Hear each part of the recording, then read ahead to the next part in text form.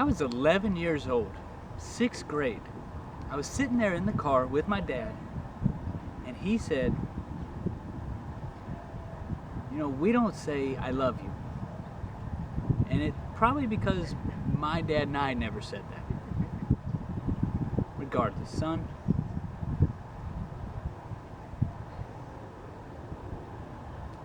you always make me proud. You've been a great kid.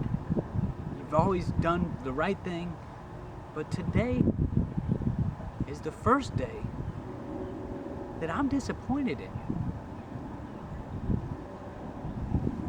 See, what he didn't know was that 2 days before that, I was amongst the sheep and the wolves that haunt our schools.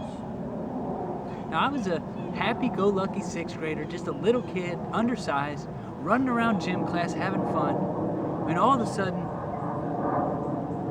Mark runs in behind me, pulls my pants down, and runs out of the room. And I'm sitting there just mortified. I pick up my pants. I don't know what to do. I don't run to the teacher. I don't run to the principal. I don't run home to tell my mom. I mean, we're almost more embarrassed that it happened to us. We don't want to admit it. So again, I don't know what to do. But the next day I did the wrong thing.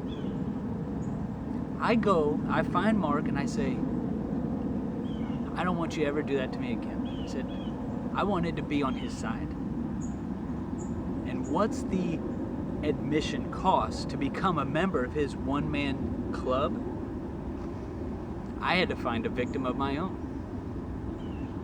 So I found Randy. When he stood up from his desk, I snuck behind him and dropped his pants. But Randy was mid-step and fell flat on his face and started crying. And I'm standing over him like a wolf, just peering down at him like he's a piece of meat. And he's just looking up at me like, why would you do that?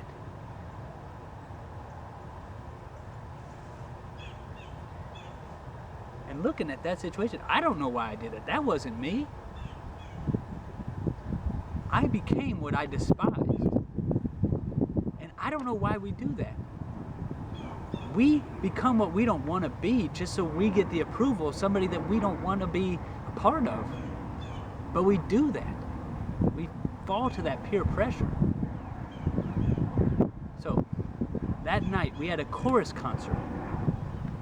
And afterwards, we were in line to get some drinks, and Randy's mom comes up to my dad. Your son hurt my son this morning. And my dad just looked at her and said, is he okay? I'll take care of this. And he just looked at me silent, which was worse than death. And on the ride home, he just said, I've never been disappointed in you. But don't ever let that happen again. I mean, you're gonna mess up. You're gonna do bad things. But don't ever let me be surprised. You come to me and you admit what you did. Don't let somebody else come to me and embarrass me like that. I know you're gonna mess up. I will always be on your side. But don't let me be surprised. Don't ever put me in that situation again. Now, what he showed in that moment was the true alpha dog. Like I've been saying, the dog is the protector of the sheep and the confronter of the wolf. A dog has the capacity for violence, but it's noble and never harms the sheep. But lethal and brutal enough to confront the wolf when needed.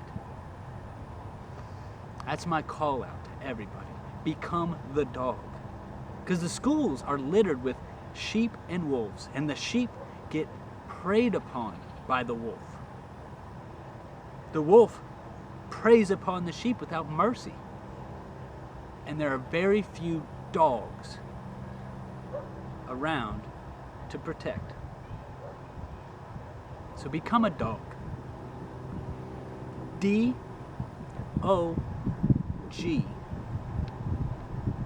Dog.